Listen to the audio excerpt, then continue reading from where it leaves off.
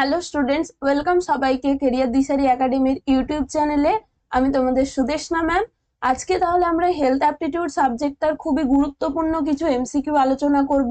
তোমাদের যে সিলেবাসটা দিয়েছে সেখান থেকে যে যে টপিকগুলো আছে, ম্যাক্সিমাম অনেক কটা টপিককে আজকের ক্লাসে আমরা এমসিকিউ আলোচনার মাধ্যমে কভার করব। তাহলে আজকের এই ক্লাসটা প্রত্যেকের জন্য খুবই গুরুত্বপূর্ণ, প্রত্যেকে মন দিয়ে ক্লাস করবে এবং অবশ্যই নিজেরা যে অ্যান্সার গুলো পারবে নিজের থেকে অ্যান্সার করার চেষ্টা করবে। তারপরে তো আমি অ্যান্সার গুলো বলে দিচ্ছি, তখন অলরেডি মিলিয়ে নিতে পারছো। এবং আজকের ক্লাসটা প্রত্যেকে মন দিয়ে করো, কিছু খুবই গুরুত্বপূর্ণ যেগুলো তোমাদের টপিকে এমসিকিউ এক্সামে ডিরেক্টলি কিন্তু কমন পেয়ে যেতে পারো। চলো তাহলে আজকের ক্লাসটা আমরা শুরু করছি। দেখো, ফার্স্ট কোয়েশ্চেন কি বলেছে, যে অক্সিজেনেশনের ব্যর্থতার জন্য সবচেয়ে প্রথম বা সবচেয়ে দ্রুত কোন লক্ষণটা দেখতে পাবো।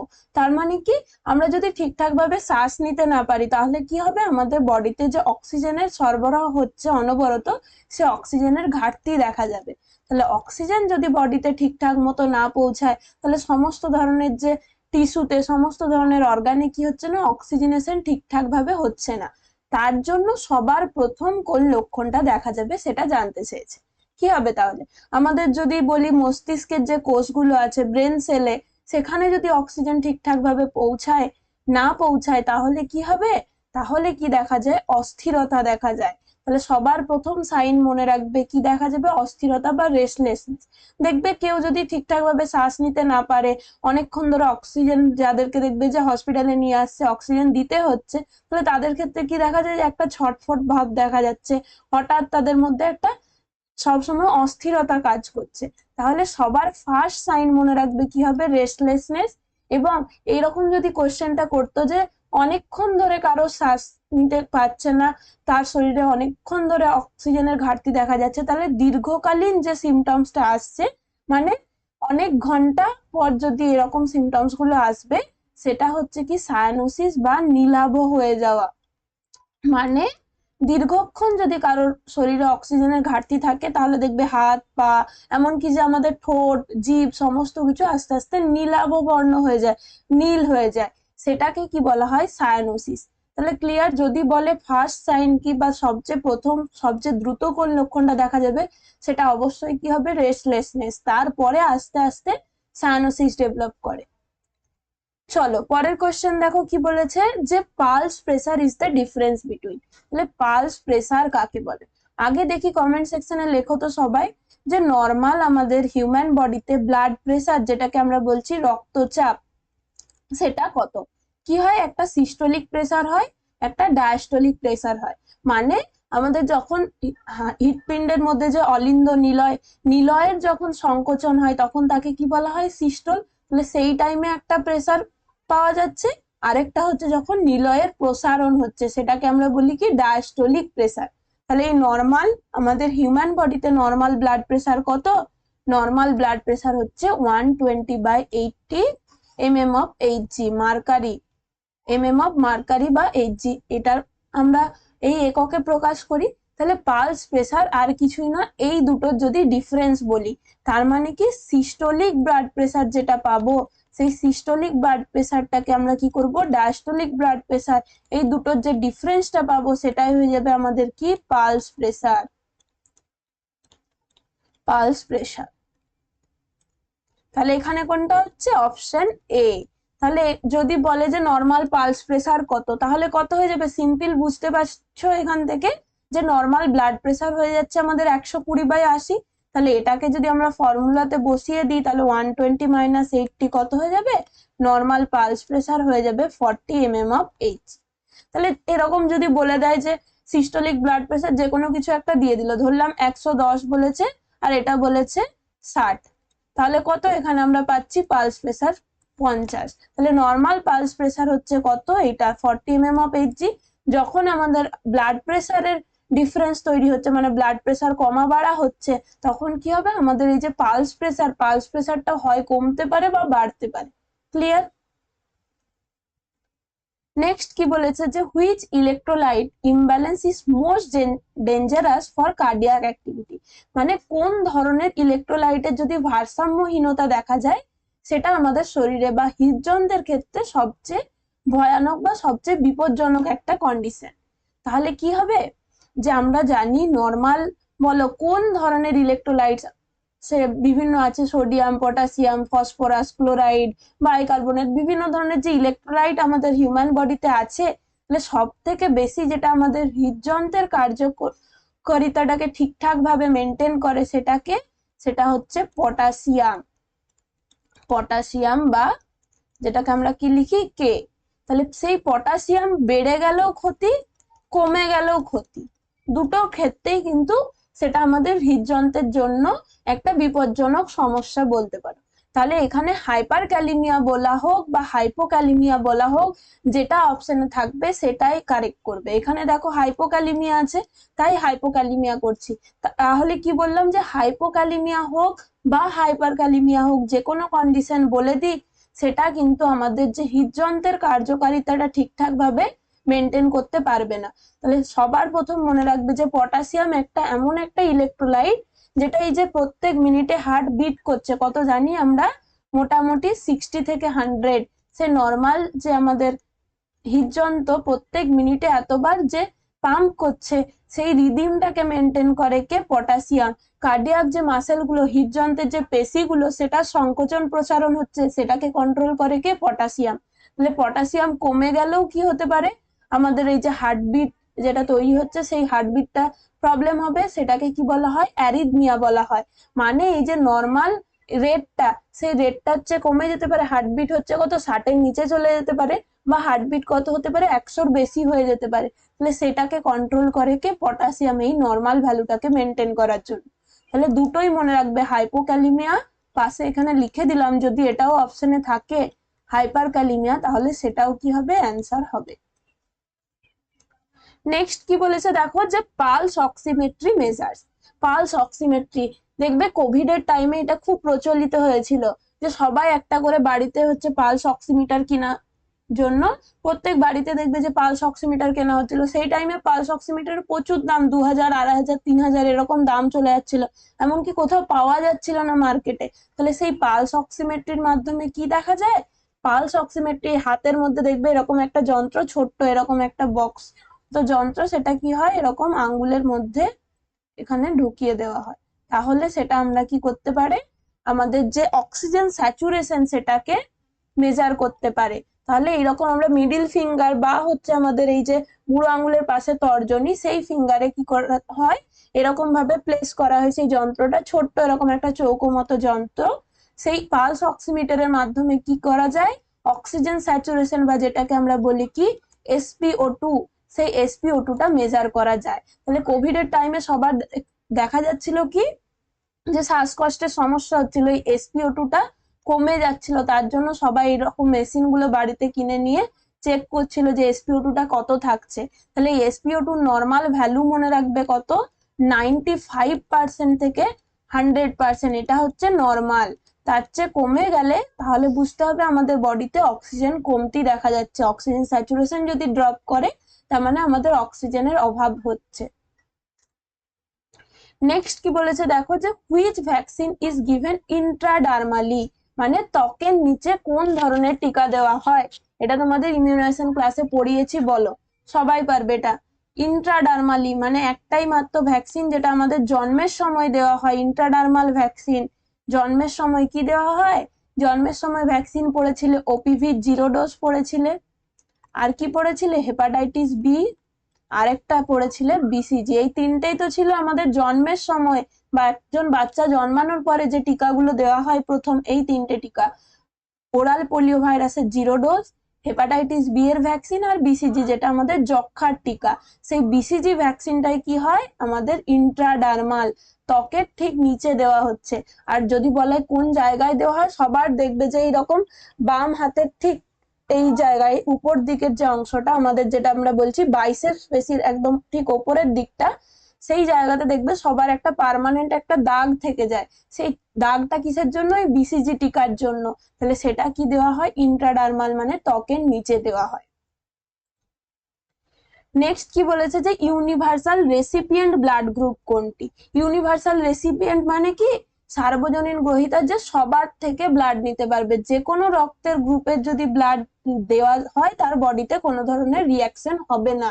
তাহলে সেই রকম হচ্ছে কি সর্বজনীন গ্রহিতা কোন ব্লাড গ্রুপ? তোমাদের কি মনে হয় যে কোন ব্লাড গ্রুপ হবে? তাহলে এমনই একটা ব্লাড গ্রুপ যার বডিতে কি আছে, এ অ্যান্টিজেন আছে, বি অ্যান্টিজেন আছে, এ অ্যান্টিজেন আছে, বি অ্যান্টিজেন আছে, কিন্তু কোনো প্রকার অ্যান্টিবডি নেই,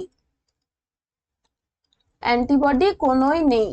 শুধুমাত্র দুই ধরনের অ্যান্টিজেন আছে, এ অ্যান্টিজেন, বি অ্যান্টিজেন, কিন্তু কোনো প্রকার অ্যান্টিবডি নেই। তাহলে সেরকম ব্লাড গ্রুপটা কি?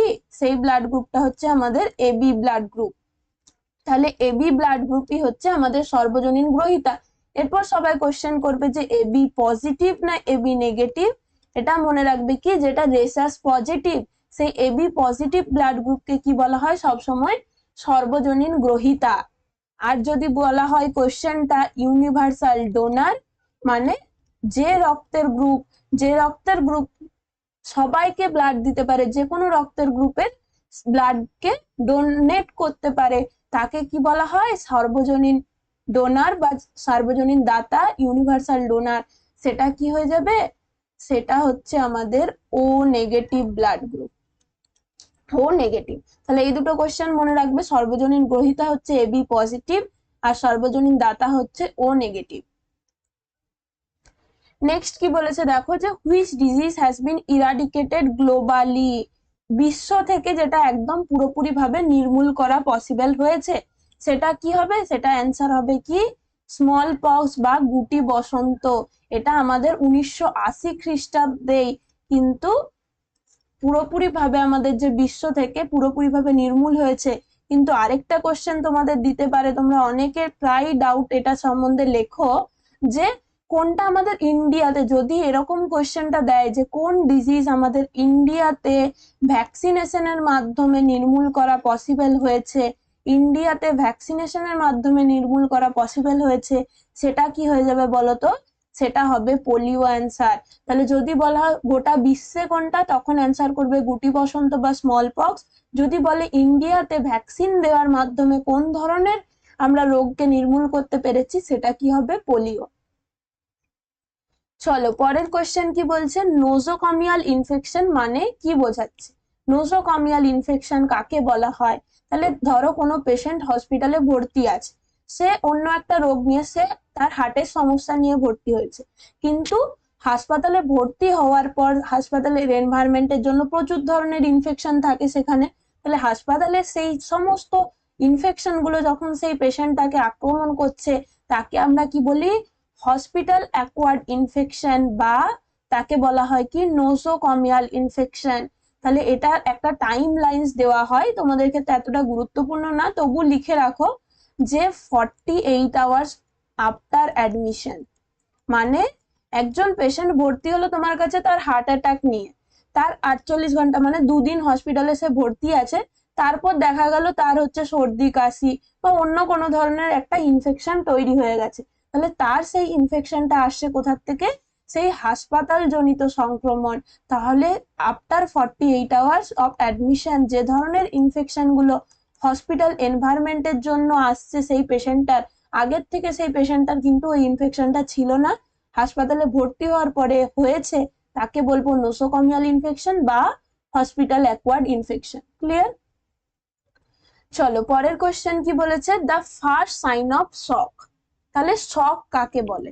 শক হচ্ছে এমন একটা কন্ডিশন, ফার্স্ট এডেও দেখবে তোমাদেরকে বলেছিলাম বিভিন্ন ধরনের শক হয় আমাদের শরীরের। যদি যে টোটাল বডিতে যতটা সার্কুলেট হয় আমরা জানি কত, 5 লিটার, মোটামুটি 5 থেকে 6 লিটার এত পরিমাণ ব্লাড আমাদের বডিতে সার্কুলেট হচ্ছে। কিন্তু সেই পরিমাণটা যদি কোনো কারণে কমে যায়, কারোর ধরো এক্সেসিভ ডায়রিয়া হয়েছে, প্রচুরবার সে পাতলা পায়খানা করেছে, প্রচুরবার বমি করেছে, তখন আমাদের বডি থেকে কি হয়? প্রচুর ফ্লুইড লস হয়ে যাচ্ছে। তখন এই যে নর্মাল আমাদের যে যতটা পরিমাণ রক্ত সারা শরীরে পরিবাহিত হচ্ছিল, সেটা পরিমাণটা কমে যাচ্ছে। তাহলে সেই শকের সবার প্রথম লক্ষণটা কি দেখা যাবে বলতো? শকের জন্য সবার প্রথম যেটা হচ্ছে ট্যাকিকার্ডিয়া দেখা যাবে, হৃদস্পন্দনটা বেড়ে যাবে। কেন বলো, কেন এরকম হচ্ছে? কারণ আমরা কি বললাম যে টোটাল আমাদের যতটা রক্ত সরবরাহ হচ্ছে, সেই সরবরাহের পরিমাণটা কমে যাচ্ছে। রক্ত সরবরাহটা যদি কমে যায় তাহলে কি হবে? রক্ত সরবরাহ যদি কমে যায় তখন হার্ট চাইবে যে কি না প্রত্যেকটা টিস্যুতে ঠিকঠাক মতো ভাবে আমি রক্তটা পৌঁছে দিই, ঠিকঠাক ভাবে অক্সিজেন পৌঁছে দিই, কিন্তু আমাদের টোটাল যে ব্লাডের পরিমাণটা বা টোটাল বডি ফ্লুইডের পরিমাণটা অলরেডি কম আছে। তখন কি করতে হবে, হার্টকে আরো বেশি বার পাম্প করতে হবে। 1 মিনিটে যদি 60 বার কি 80 বার পাম্প করছিল, তখন আরো বেশি করে তাড়াতাড়ি করে পাম্প করবে, যাতে পুরো শরীরে যে অক্সিজেন সাপ্লাইটা দিতে পারে। যখন টোটাল বডি ফ্লুইড বা বডি সার্কুলেশনটা কমে যাচ্ছে, তখন কি করবে, হার্ট অনেক দ্রুত কাজ করবে। তখন কি হচ্ছে, দ্রুত হৃদস্পন্দন, মানে more than 100 beats per minute এখানে তখন হার্ট রেট হয়ে যাবে। যখন দেখবে খুব দৌড়ে আসছো, দৌড়ানোর পরে কি মনে হয় যে হার্টটা অনেক বেশি তাড়াতাড়ি পাম্প হচ্ছে, সেই রকমই দ্রুত হৃদস্পন্দন কিন্তু আমাদের শকের জন্য ফার্স্ট লক্ষণ হিসেবে দেখা যাবে। নেক্সট কি বলছে যে which disease spreads mainly through droplets এর মাধ্যমে। তাহলে ড্রপলেটস কাকে বলা হচ্ছে, যে আমরা হাঁচি কাশির মাধ্যমে আমাদের যে থুতুর কণাগুলো ছড়াচ্ছে, তাহলে সেটা বেশি দূর পর্যন্ত যেতে পারবে না, সামনাসামনি মোটামুটি হচ্ছে কত 3-4 মিটার পর্যন্ত সেই যে ড্রপলেটস এর দানাগুলো ছড়াতে পারে। তাহলে সেই যে ড্রপলেটস এর মাধ্যমে বা মেনলি যেগুলোকে আমরা বলছি হাঁচি কাশির মাধ্যমে যেগুলো ছড়াচ্ছে, সেই ধরনের ইনফেকশন কোনটা এখানের মধ্যে, হুইচ ডিজিজ, এখানের মধ্যে কি হবে, টিউবারকিউলোসিস হবে, যক্ষা। তা বাদ দিয়ে কি কি হবে, যে কোনো কিছু আমরা যেগুলো হচ্ছে ফ্লু বলছি, বিভিন্ন ধরনের যে কমন কোল্ড, রেসপিরেটরি ট্র্যাক্টে মানে আমাদের শ্বাসনালীর মধ্যে যে ধরনের ইনফেকশন গুলো হচ্ছে, সাধারণ সর্দি কাশি, ফ্লু, তারপর হচ্ছে ইনফ্লুয়েঞ্জা ভাইরাসের যে ইনফেকশন, যক্ষার ইনফেকশন, এই সমস্ত কিছুগুলো কিন্তু আমাদের ড্রপলেটের মাধ্যমে। এমনকি যে কোভিড-19, সেই কোভিড-19ও কিন্তু একটা ড্রপলেট ইনফেকশন। তার জন্যই কি বলা হচ্ছিল, যে মাস্ক পরে থাকতে বলা হচ্ছিল, কোয়ারেন্টাইন মানে মিনিমাম 6 মিটার ডিস্টেন্স আইসোলেশনে থাকতে বলা হচ্ছিল, মানে 6 মিটার ডিস্টেন্স মেনটেন করতে বলা হচ্ছিল, যাতে এই ড্রপলেটস এর মাধ্যমে ইনফেকশনটা একজন ব্যক্তির থেকে আরেকজন ব্যক্তিতে না ছড়াতে পারে। তাহলে কোভিড-19ও মনে রাখবে কি এক ধরনের ড্রপলেটের মাধ্যমে ছড়ানো রোগ। নেক্সট তাহলে বাকিগুলো একটুখানি দেখে নিই। ম্যালেরিয়া কি হবে, ম্যালেরিয়া জানি আমরা ভেক্টর বর্ন ডিজিজ, মানে মশার মাধ্যমে, ফিমেল অ্যানোফিলিস মসকিউটোর মাধ্যমে ছড়ায়। টিটেনাস, টিটেনাসটা কি হচ্ছে, আমাদের ক্লস্ট্রিডিয়াম টিটেনির মাধ্যমে। মেনলি টিটেনাসটা হচ্ছে কি, যে আমাদের কোথাও দেখবে লোহায় কেটে গেলে বলা হয় টিটেনাসের ভ্যাকসিন নিতে বা টিটেনাসের ইমিউনোগ্লোবিউলিন নিতে বলা হয়। তাহলে সেগুলো হচ্ছে কি মেনলি আমাদের ডিরেক্ট কন্ট্যাক্টের মাধ্যমে ছড়ায়। তাহলে টিটেনাসটা কি হয়, যে কোনো জায়গায় কেটে গেল বা কোনো জায়গায় আঘাত লাগলো, সেই সমস্ত জায়গা থেকে ছড়াতে পারে। র্যাবিসটা তো আমাদের জানি ডগ বাইট বা কুকুরে কামড়ালে, এই সমস্ত কুকুর ছাড়াও বিভিন্ন ধরনের যে বিড়াল বলো, বাদুড় বলো, এই ধরনের যেগুলো র্যাবিট অ্যানিমেলস আছে, তাদের থেকে কিন্তু জলাতঙ্ক ছড়াতে পারে। নেক্সট আমরা কি কোয়েশ্চেন দিয়েছে, আমাদের বায়োমেডিক্যাল ওয়েস্ট ম্যানেজমেন্ট থেকে কোয়েশ্চেন দিয়েছে। এই টপিকটা তোমাদের জন্য খুব গুরুত্বপূর্ণ। বিএমডাব্লিউ কিন্তু আমাদের কোনো গাড়ির ব্র্যান্ড নয়। বিএমডাব্লিউ এখানে কি, হসপিটালে যে ধরনের ওয়েস্ট গুলো তৈরি হচ্ছে, সেই যে ওয়েস্ট গুলোকে কিভাবে ম্যানেজ করা হবে, কারণ হসপিটালে পেশেন্টের ট্রিটমেন্ট দেওয়া হচ্ছে, প্রচুর ধরনের ইনফেকশাস ওয়েস্ট গুলো তৈরি হয়, যেখান থেকে কি হয়, রোগ সংক্রমণ ছড়াতে পারে। ধরো কোনো পেশেন্টের অপারেশন হয়েছে, তার যে ড্রেসিং এর গজ, তুলো, বিভিন্ন ধরনের যে সেলাইন চলছে, সেলাইনের বোতল, ইনজেকশনের সিরিঞ্জ, সুচ, সমস্ত কিছু তো সেই হসপিটালের যেগুলো ইনফেকশাস ওয়েস্ট, প্রচুর ওখান থেকে ইনফেকশন ছড়াতে পারে। তাহলে সেগুলোকে কি করা হয়, আলাদা আলাদা কালার কোড করে করে এরকম বিনের মধ্যে ফেলা হয়। তাহলে এখানে কি বলেছে, আমাদের হলুদ বিনে কোনটা ফেলা হবে, তাহলে হলুদ বায়োমেডিক্যাল ওয়েস্টের যে বিন, সেখানে কি ফেলা হয়, সেখানে যে কোনো ধরনের হিউম্যান অ্যানাটমিক্যাল ওয়েস্ট, মানে কারোর ধরো অ্যাপেন্ডিক্সের অপারেশন হয়েছে, তাহলে সেই অ্যাপেন্ডিক্স যে পার্টটা বাদ দেওয়া হচ্ছে, সেটা কোথায় ফেলা হবে, এখানে আমাদের ইয়েলো বিনের মধ্যে। বা আরো কমন এক্সাম্পল ধরো, যে ডেলিভারির সময় যে অমরা বা প্লাজেন্টাটা বের হয়, সেই প্লাজেন্টাটা কোথায় ফেলা হবে, সেই প্লাজেন্টাটাও ফেলা হবে আমাদের এই ইয়েলো বিনের মধ্যে। তাছাড়াও হচ্ছে কি, বিভিন্ন ধরনের এই যে বললাম রক্ত মাখা যে কোনো কিছু হোক, রক্ত মাখা গজ হোক, রক্ত মাখা তুলো হোক, বিভিন্ন ধরনের যে ড্রেসিং এর মেটেরিয়াল গুলো, সমস্ত কিছু যেখানে হচ্ছে কি হয়, সেটা হবে মানব দেহের কোনো বর্জ্য, বা হতে পারে আমাদের blood, body fluid, urine contamination আছে, সেই সমস্ত জিনিসকে আমরা ফেলবো ইয়েলোতে। আর এই প্লাস্টিক ওয়েস্ট সেটা কোথায় যাবে, সেটা রেডে যাবে। তার মানে কি, যে কোনো ধরনের ধরো সেলাইনের বোতল, বিভিন্ন ধরনের যে ইনজেকশন দেওয়া হচ্ছে, ইনজেকশনের সিরিজটা মানে প্লাস্টিকের যে অংশটা, সুচটা ফেলা হবে, কিন্তু সুচ এবং বিভিন্ন ধরনের যে নিডিল বলছি, তারপর হচ্ছে মেটাল ইমপ্ল্যান্টস, এইগুলো চলে যাবে আমাদের হোয়াইট হোয়াইট পাংচার প্রুফ কন্টেনারের মধ্যে। হোয়াইট একটা ছোট প্লাস্টিকের কন্টেনার থাকে, তার মধ্যে ফেলা হবে। তাহলে নিডিলটা ফেলা হবে হোয়াইটে, কিন্তু নিডিল বাদ দিয়ে যে ইনজেকশনের বাকি প্লাস্টিকের যে অংশটা, যেটাকে বলা হচ্ছে সিরিঞ্জ, সেটাও যাবে কোথায়, রেডের মধ্যে। আর এই ধরনের গ্লাস ওয়েস্ট মানে কাচের যে সমস্ত জিনিসগুলো, ইনজেকশনটা নেওয়া হচ্ছে সেই যে ভায়াল থেকে বা সেই অ্যাম্পুল থেকে, যেটা ভেঙে ইনজেকশনটাকে নেওয়া হচ্ছে, ড্র করা হচ্ছে, সেই ধরনের যেগুলো কাচের জিনিসপত্রগুলো, সেগুলো ফেলা হবে কোথায়, ব্লুতে। দেখবে তোমাদের কেরিয়ার দিশারি একাডেমির ইউটিউব পোস্টে দেখবে খুব ভালোভাবে আমি প্রত্যেকটা কালার কোড মেনশন করে তোমাদের দেখবে পোস্টের মধ্যে দেওয়া আছে, ওটা সবাই ফলো করবে। ওটা কিন্তু খুব ইম্পর্টেন্ট, দেখবে কি কি ফেলা হয় পুরো কালার কোড করে আলাদা করে, পুরো একদম একটা 1 পেজের মাধ্যমে লিফলেটের মধ্যে দেওয়া আছে। ওটা কিন্তু প্রত্যেকে একবার পড়ে নেবে। চলো তাহলে পরের কোশ্চেন দেখে নিই কি বলেছে। The best indicator of successful immunisation programme, মানে কি দেখে বুঝবো এই যে এত ধরনের ভ্যাকসিন দেওয়া হচ্ছে, কি দেখে আমরা বুঝবো যে সবাই ঠিকঠাক মতো ভাবে টিকাকরণ, আমরা যে কর্মসূচিটা গভর্নমেন্টের তরফ থেকে নেওয়া হয়েছে সেটা কার্যকর হয়েছে, সেটা এফেক্টিভ হয়েছে, কিভাবে বোঝা যাবে বলো? যে আমরা ভ্যাকসিন স্টোরেজ দেখে বুঝতে পারবো, যে ভ্যাকসিন স্টোরেজ দেখে তো আমরা বুঝতে পারবো না যে সেই টিকাকরণ কর্মসূচিটা কতটা সফল হয়েছে। ভ্যাকসিন স্টোরেজ দেখে আমরা বুঝতে পারি যে কত ধরনের মানে ভ্যাকসিনস গুলো ঠিকঠাক ভাবে মেনটেন করা হচ্ছে কিনা, ঠিক মতো টেম্পারেচারে, বিভিন্ন ধরনের যে আইস লাইন যেগুলো রেফ্রিজারেটর আছে, যেটাকে আমরা পড়বে কি ইমিউনাইজেশনের রিলেটেড হচ্ছে একটা কোল্ড চেন, মানে যেখানে ধরো কোনো একটা কারখানায়, কোনো একটা ল্যাবরেটরিতে সেই ভ্যাকসিন গুলো প্রস্তুত করা হচ্ছে, সেই জায়গা থেকে একদম যেখানে দেখবে তোমাদের গ্রামীণ হাসপাতালে বলো, বিভিন্ন সাব সেন্টারে, বিভিন্ন হসপিটালে যেখানে ভ্যাকসিনটা পেশেন্টকে দেওয়া হচ্ছে বা বাচ্চাদের দেওয়া হচ্ছে, সেই পর্যন্ত একদম যেখানে তৈরি থেকে সে একদম বাচ্চাকে দেওয়া পর্যন্ত সেই পুরো টাইমটা ধরে কি করতে হবে, সেই পার্টিকুলার টেম্পারেচারটাকে কত 2 থেকে 8 ডিগ্রি সেন্টিগ্রেড, বেশিরভাগ ক্ষেত্রে বেশিরভাগ ভ্যাকসিনের এই টেম্পারেচারে স্টোর করতে হয়। শুধুমাত্র কয়েকটা আছে, যেমন হচ্ছে ওরাল পোলিও, মিজেলস, এইগুলো মনে রাখবে। এগুলোকে আমরা স্টোর করি কত, -15 থেকে -25 ডিগ্রি টেম্পারেচারে, -15 থেকে -25 এই টেম্পারেচার স্টোর করা হয়। কিন্তু বেশিরভাগ ভ্যাকসিন গুলো যেগুলো পড়েছো তোমরা 2 থেকে 8 ডিগ্রি পজিটিভ এই টেম্পারেচারে মেনটেন করতে হয়। তাহলে কোল্ড চেনে দেখা হবে, এই যে ভ্যাকসিন স্টোরেজে দেখা হয় কি এই টেম্পারেচারটা ঠিকঠাক ভাবে মেনটেন হচ্ছে কিনা। কিন্তু যে সবাই ঠিকঠাক ভাবে টিকাকরণ নিয়েছে এবং তার ফলে কি দেখা যাবে যে টিকাকরণ দ্বারা আমরা যে ধরনের রোগগুলো, সংক্রমণের পরিমাণটাকে কমাতে চাইছি, সেই ডিজিজ গুলো এতটা পরিমাণে হচ্ছে না। তাহলে এখানে কি বোঝাবে, হার্ড ইমিউনিটি।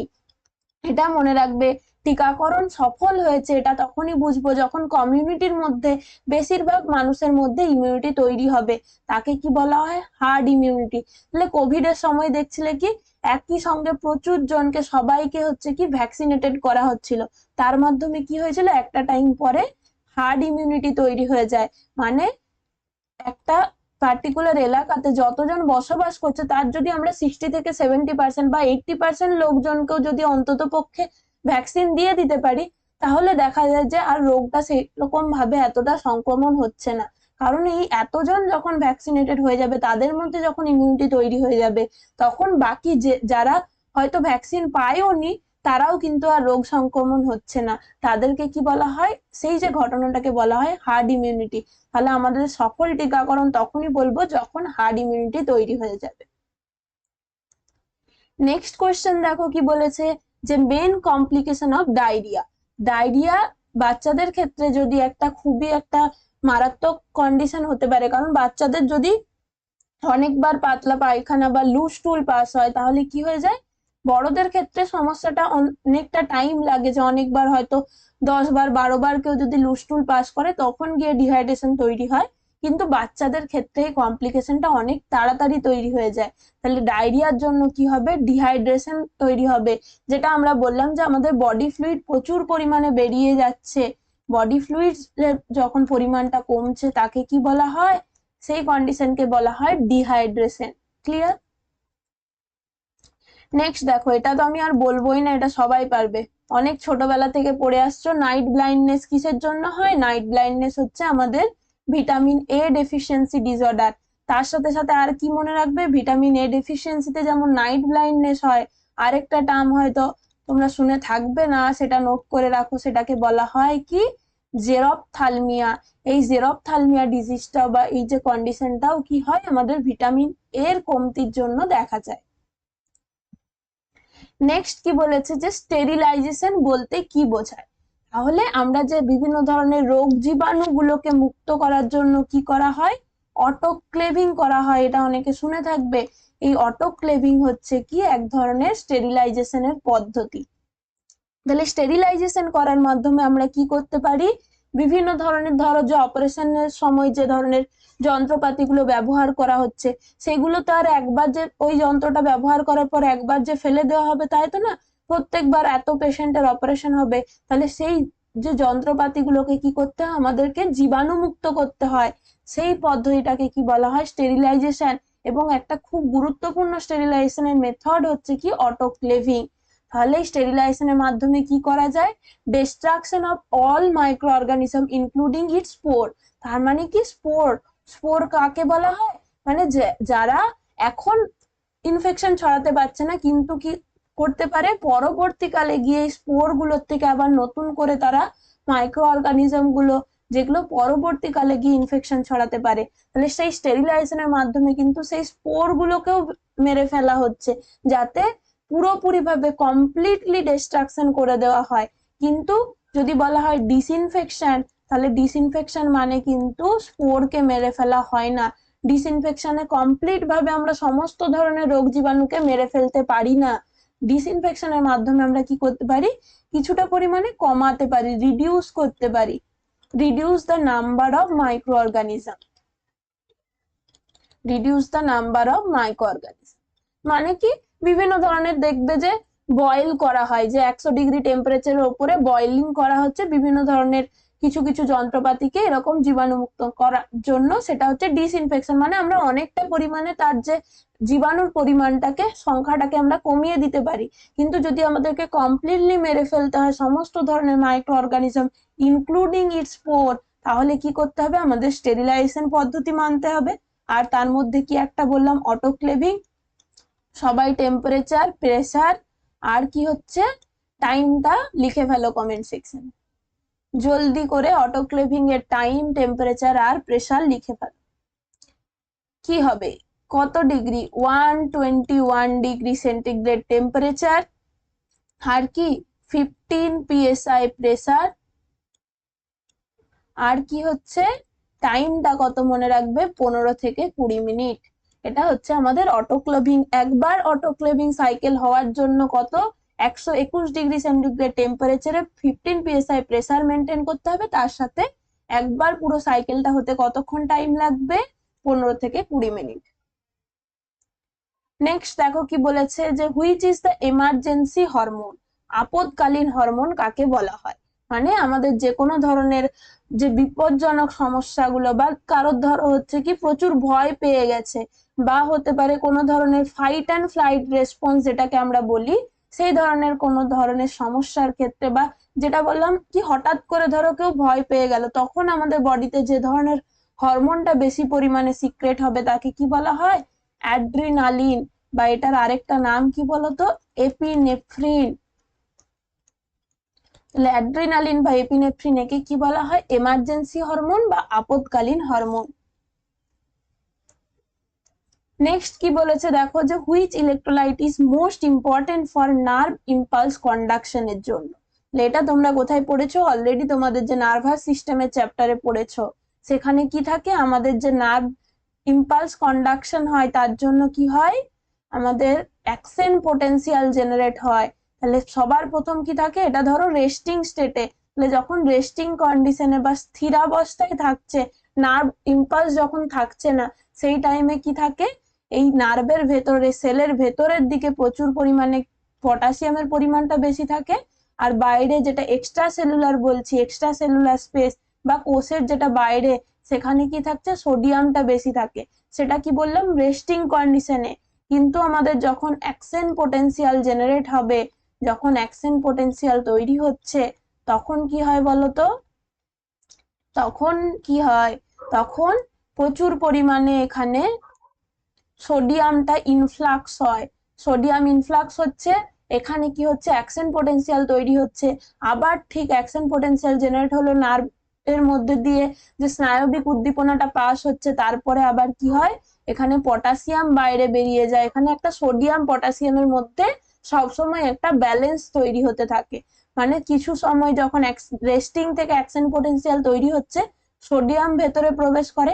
আবার ঠিক নার্ভ কন্ডাকশনটাকে, নার্ভ ইম্পালসটাকে পর পর হচ্ছে কি এরকম ভাবে ট্রান্সমিট করার জন্য, তারপর আবার কি হবে, সেম ভাবে কিছুটা পরিমাণে পটাশিয়াম বাইরে যাবে, আবার সোডিয়াম ভেতরে আসবে। এরকম ভাবে সাইমালটেনিয়াসলি কি হতে থাকে, অ্যাকশন পোটেনশিয়াল জেনারেট হয়, আবার সেটা রেস্টিং কন্ডিশনে আসে, আবার অ্যাকশন পোটেনশিয়াল জেনারেট হয়। তাহলে নার্ভ উদ্দীপনা পরিবহনের জন্য সব সময় কি থাকে আমাদের, দুটো মেন যে ইলেকট্রোলাইট মনে রাখবে, সোডিয়াম এবং পটাশিয়াম। এখানে অপশনে পটাশিয়াম আছে তাই এটাই করছি। যদি সোডিয়াম পটাশিয়াম দুটোই অপশনে থাকতো তাহলে আমরা দুটোই করতাম। তাহলে সোডিয়াম এবং পটাশিয়াম এই দুটো ইলেকট্রোলাইট সবসময় মনে রাখবে নার্ভ ইম্পালসের জন্য দায়ী। নেক্সট কোয়েশ্চেন দেখো কি বলেছে, নর্মাল অ্যাডাল্ট রেসপিরেটরি রেট। একজন প্রাপ্তবয়স্ক ব্যক্তির ক্ষেত্রে যে তার যে স্বাভাবিক শ্বাস প্রশ্বাস ক্রিয়া করছে, তার রেটটা কত, মানে প্রত্যেক মিনিটে সে কতবার শ্বাস নিচ্ছে, কতবার সে প্রশ্বাস নিচ্ছে, কতবার নিঃশ্বাস ছাড়ছে, বা আমরা বলতে পারি টোটালটাকে যে রেসপিরেটরি রেটটা কত থাকছে তার, এক মিনিটে সে কবার শ্বাসক্রিয়া করছে, সেটা কত হবে, 12 থেকে 20 ব্রিথস পার মিনিট বলা হয়, বা পার মিনিট এখানে দেওয়া আছে। আবার কোথাও কোথাও দেখবে এই অপশনটাও থাকবে 12 থেকে 16 ব্রিথস পার মিনিট। তাহলে সেটাও তখন অ্যান্সার করবে, যেটা অপশনে থাকবে 12 থেকে 16 থাক বা 12 থেকে 20 থাক, সেটা কিন্তু তোমাদের কারেক্ট অ্যান্সার হবে। নেক্সট দেখো কি বলেছে, যে which disease is caused by the deficiency of iodine. আমাদের শরীরে যদি আয়োডিনের অভাব হয় তখন কোন ধরনের রোগ দেখা যাবে। তাহলে আয়োডিন জানি কি আমরা, বিভিন্ন যে থাইরয়েড হরমোন গুলো, থাইরয়েড গ্রন্থি থেকে যে হরমোন গুলো ক্ষরণ হয়, কি T3 আর একটা হচ্ছে T4, ট্রাই আয়োডোথাইরোনিন আর একটা হচ্ছে টেট্রা আয়োডোথাইরোনিন। তাহলে এখানের মধ্যে মেন কম্পোনেন্ট এই যে হরমোন গুলো তৈরি হচ্ছে, থাইরক্সিন, তারপর হচ্ছে এই ধরনের যে T3 T4, এই হরমোন গুলো তৈরি করার জন্য একটা মেন কম্পোনেন্ট হচ্ছে কি, এদের মধ্যে আয়োডিন কাজে লাগে। তাহলে আয়োডিন যদি বডিতে ডেফিসিয়েন্সি হয় তাহলে কি হবে, T3 T4 এগুলো ঠিকঠাক ভাবে সংশ্লেষ হচ্ছে না, T3 T4 এর পরিমাণটা কমছে। আর T3 T4 পরিমাণ কমলে তাকে আমরা কি বলি, হাইপোথাইরয়েডিজম, মানে থাইরয়েড হরমোনের কম ক্ষরণ। থাইরয়েড হরমোনের কম ক্ষরণ বা স্বল্প ক্ষরণের জন্য কি দেখা যায়, গয়টার দেখা যায়। তাহলে এটা কি হবে, আয়োডিন ডেফিসিয়েন্সি আলটিমেটলি আমাদের হাইপোথাইরয়েডিজম করবে, এবং হাইপোথাইরয়েডিজমের জন্য কি হবে, গয়টার দেখা যাবে। গয়টার বা এটাকে কি বলা হয়, গলগণ্ড। দেখবে গলার এই সামনের অংশটা, থাইরয়েড গ্ল্যান্ডের যে পোর্শনটা, সেটা ফুলে যায়, তাকে কি বলা হয়, গলগণ্ড, বা এটাকে আরেকটা বলে অ্যাডামস আপেল বলা হয়। এরকম গলার সামনের দিকটা ফুলে যায়, তাই তাকে কি বলা হয়, অ্যাডামস আপেল। নেক্সট দেখো কি বলেছে, যে which is the best method to prevent the hospital infection.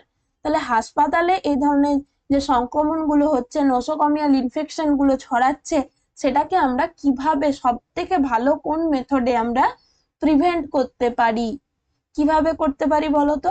সব থেকে যাই কোশ্চেন দিয়ে দিক, হাইজিন মেনটেনের বলুক, ইনফেকশন প্রিভেনশনের বলুক, সবার আগে এটা অ্যান্সার করবে হ্যান্ড ওয়াশিং।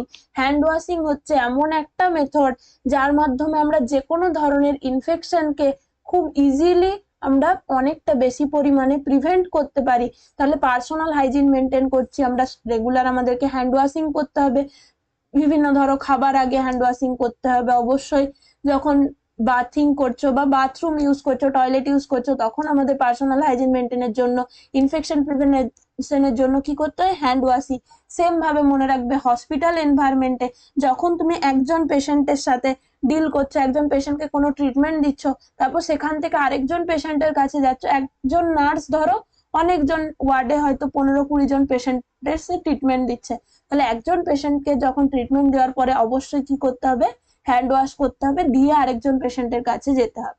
তাহলে সেই হ্যান্ড ওয়াশিং এর মাধ্যমে আমরা কি করতে পারি, চেন অফ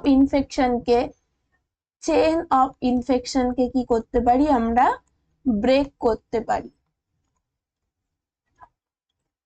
ক্লিয়ার?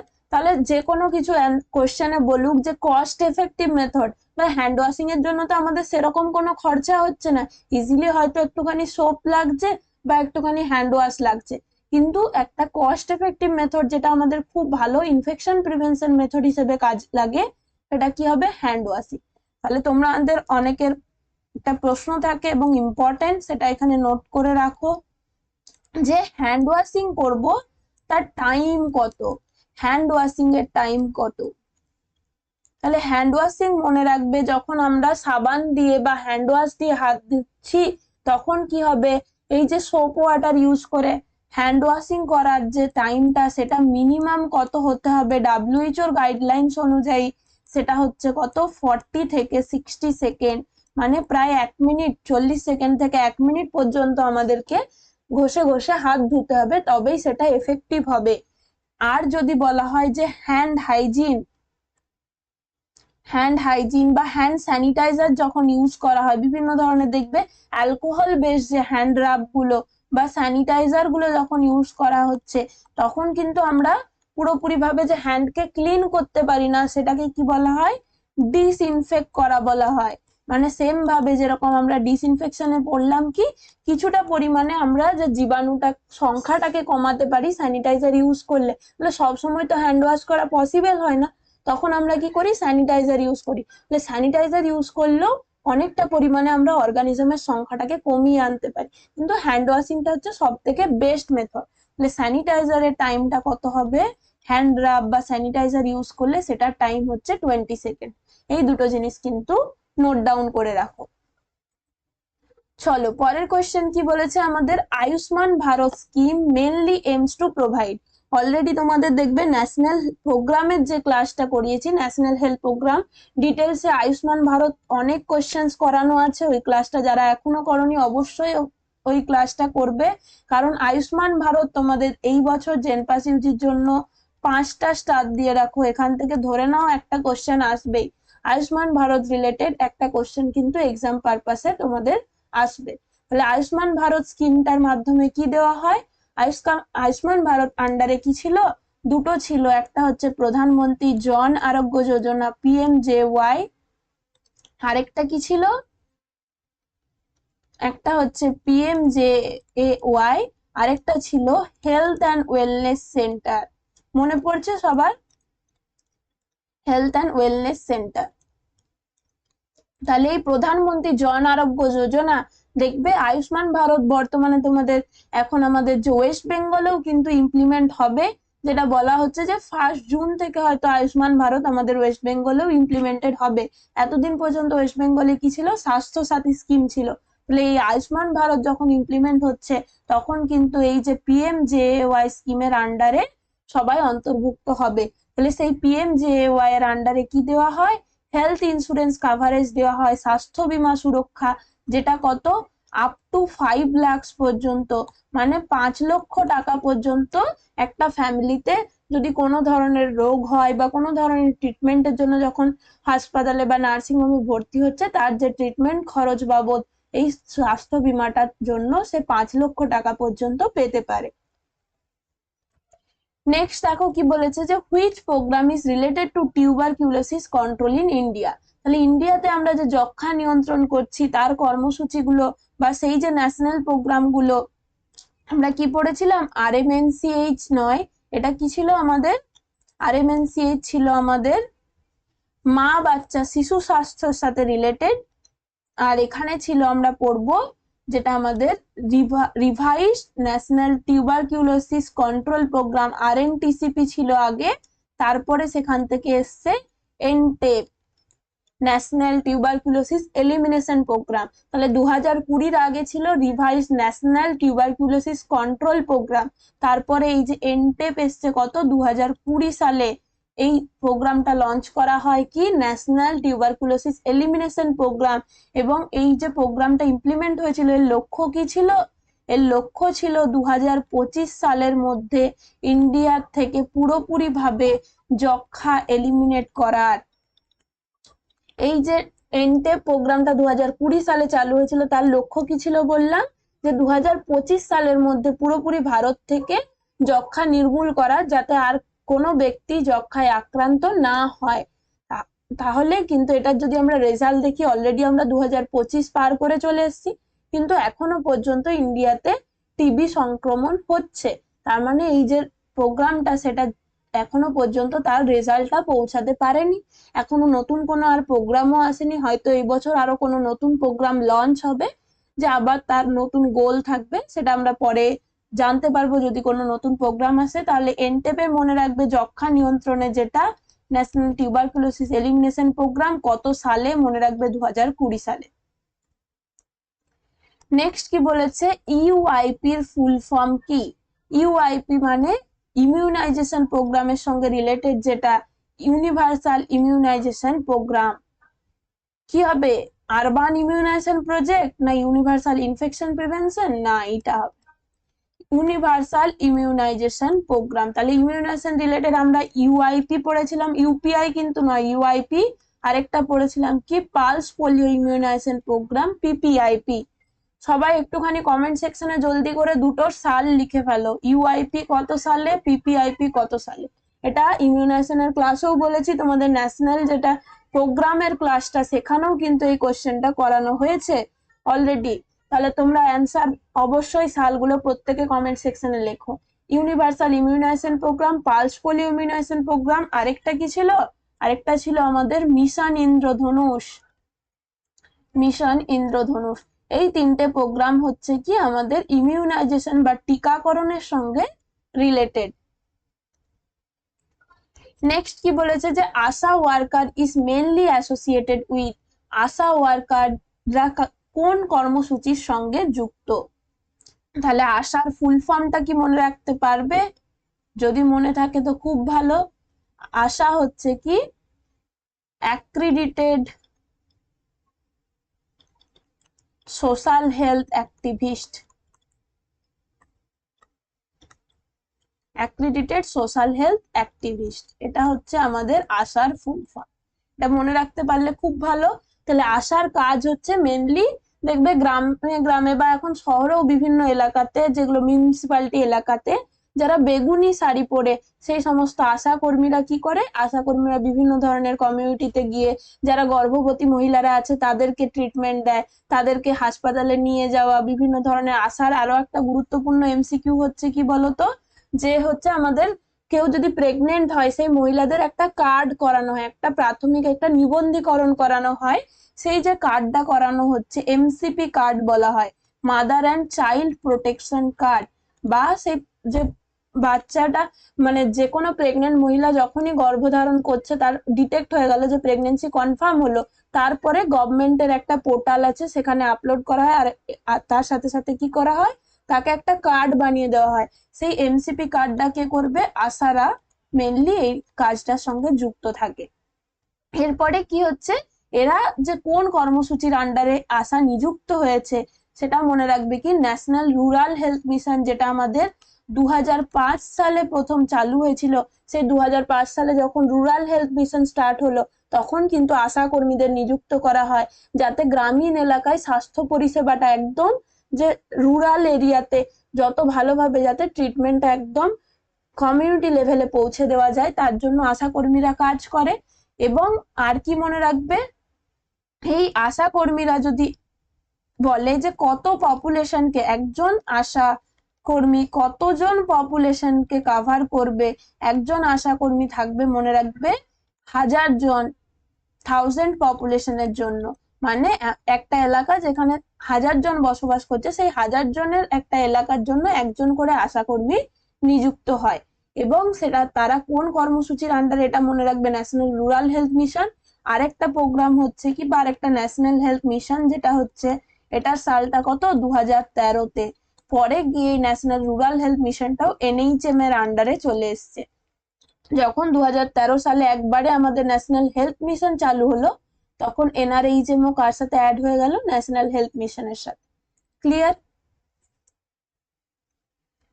নেক্সট কি বলেছে, which programme targets the vector borne disease. তাহলে ভেক্টর বার্ন ডিজিজ মানে কি, যেগুলো আমাদের মেনলি মশা মাছি বাহিত রোগ, যেগুলোকে বলছি বিভিন্ন ভেক্টরের মাধ্যমে, বাহকের মাধ্যমে ছড়াচ্ছে, সেগুলো কি ডেঙ্গু, ম্যালেরিয়া, চিকুনগুনিয়া, এই ধরনের যে রোগগুলো, ডেঙ্গু, ম্যালেরিয়া, তারপর কি বললাম, জাপানিজ এনকেফেলাইটিস, চিকুনগুনিয়া, এই সমস্ত, ফাইলেরিয়া, এগুলো সমস্ত কি হয়, বেশিরভাগটাই মশার মাধ্যমে ছড়ায়।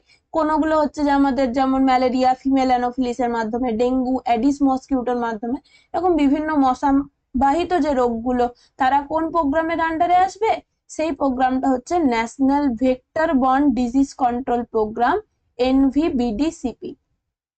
ক্লিয়ার? এর সাথে সাথে আর কি বললাম, চিকুনগুনিয়া আছে, 6টা ডিজিজ এটার আন্ডারে, এই প্রোগ্রামটার আন্ডারে। আরেকটা কি ছিল বলতো, আরেকটা সম্ভবত আমার যতদূর মনে পড়ছে লেশম্যানিয়াসিস, বা যেটাকে বলছি কালাজার। এই 6টা হয়। কালাজারটা আমি কনফার্ম না, পরে বলে দেবো তোমাদের কমেন্ট সেকশনে। আমার যতদূর মনে হচ্ছে এই 6টা হচ্ছে তোমাদের এই এনভিবিডিসিপি প্রোগ্রামের আন্ডারে আছে। ডেঙ্গু, ম্যালেরিয়া, যেই এইগুলো কিন্তু ইম্পর্টেন্ট। নেক্সট কি বলেছে, pulse polio immunisation programme aims to eradicate. Pulse polio programme যেটা হচ্ছে কি, দেখবে যে বছরে 2বার করে বাড়ি বাড়ি গিয়ে বা বিভিন্ন ক্যাম্পের মাধ্যমে পোলিওর যে ড্রপ খাওয়ানো হয় বাচ্চাদের, 5 বছর বয়স পর্যন্ত যে বাচ্চাদেরকে পোলিওর ড্রপ খাওয়ানো হয়। তাহলে সেটা কিসের জন্য, পালস পোলিও প্রোগ্রামটা হচ্ছে কত, কোন ডিজিজটাকে নির্মূল করার জন্য, পোলিওর জন্য। নেক্সট কি বলেছে, the most effective method of preventing infection. আমি বললাম কি, যাই বলুক, হসপিটাল ইনফেকশন বলুক, প্রিভেন্টিং ইনফেকশন বলুক, কস্ট এফেক্টিভ মেথড বলুক, কার্যকর উপায় বলুক, কোশ্চেনে অনেক ভাবে ঘুরিয়ে দিতে পারে, কিন্তু অ্যান্সার কি হবে, hand washing answer. Clear? Next কি বলেছে, safe drinking water should be free from. মানে আমরা যে পানীয় জলটা খাচ্ছি, সেই পানীয় জলটা নিরাপদ হলে সেটা কি মুক্ত হতে হবে, তাহলে তার মধ্যে কি থাকা চলবে না, তার মধ্যে কি থাকা চলবে না, কোনো প্রকার মাইক্রো অর্গানিজম থাকা চলবে না। তাহলে নিরাপদ জল তখনই বলবো, যে কোনো ধরনের যে মাইক্রো অর্গানিজম থাকলে, আমরা জানি কি জলের বাহিত বিভিন্ন রোগগুলো হতে পারে, টাইফয়েড, কলেরা, এই সমস্ত রোগগুলো ছড়াতে পারে জলের মাধ্যমে।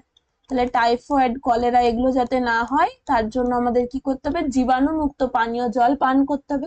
বাকি তো জলের মধ্যে আমরা জানি কিছুটা পরিমাণে মিনারেলস অবশ্যই থাকবে, খনিজ লবণগুলো থাকবে, বিভিন্ন ধরনের সল্টস, অক্সিজেন, এগুলো তো মাস্ট ম্যান্ডেটারি থাকবে ড্রিঙ্কিং ওয়াটারের জন্য, কিন্তু কোনো ধরনের মাইক্রো অর্গানিজম থাকবে না। নেক্সট কি বলেছে, which disease spreads mainly due to the poor স্যানিটেশনের জন্য।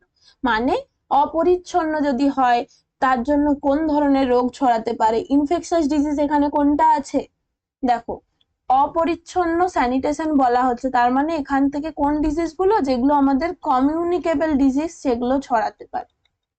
কোনো ধরনের নন কমিউনিকেবল ডিজিজ কিন্তু আমাদের স্যানিটেশনের জন্য বা এনভায়রনমেন্টাল কন্ডিশনের জন্য বা এই হ্যান্ড ওয়াশিং করছি না তার জন্য কিন্তু ছড়াতে পারে না, সেগুলো হচ্ছে কি নন কমিউনিকেবল ডিজিজ, কখনোই ছড়ায় না। তাহলে এখানে অপরিচ্ছন্ন স্যানিটেশন বলুক বা যে কোনো কারণেই বলে দিক, যখন বলেছে রোগটা স্প্রেড করছে, রোগটা এক ব্যক্তির থেকে আরেক ব্যক্তিতে ছড়াচ্ছে, তখন সেটা কি কমিউনিকেবল ডিজিজ। তাহলে এখানে তাই অপশনে কমিউনিকেবল ডিজিজ পাচ্ছি, সেটা কি কলেরা। বাকি সবগুলোই কি আমাদের নন কমিউনিকেবল ডিজিজ, এনসিডি বা নন কমিউনিকেবল ডিজিজ।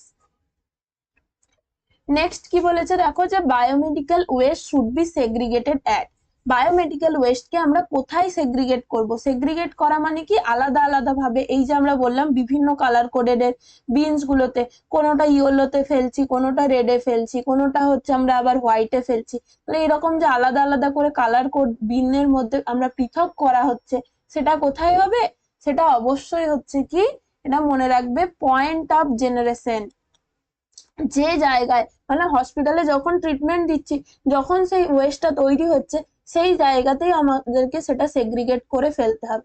যে আমরা এক জায়গাতে একটা বিনের মধ্যে সমস্ত কিছু ফেলে দিলাম, পরে গিয়ে আলাদা করে স্টোরেজ রুমে নিয়ে গিয়ে তাকে সেগ্রিগেট করব, এরকম কিন্তু না। এটা কি হচ্ছে, হসপিটালের মধ্যে এরকম হচ্ছে কি পাশাপাশি 4 ধরনের বিন থাকে।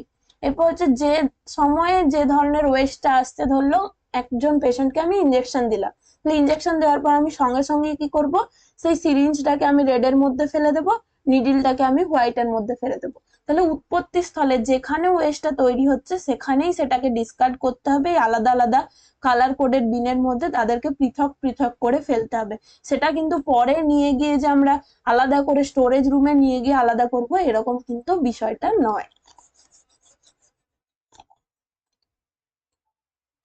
নেক্সট কি বলেছে দেখো, নেক্সট বলেছে আমাদের গ্রিন ডাস্টবিন।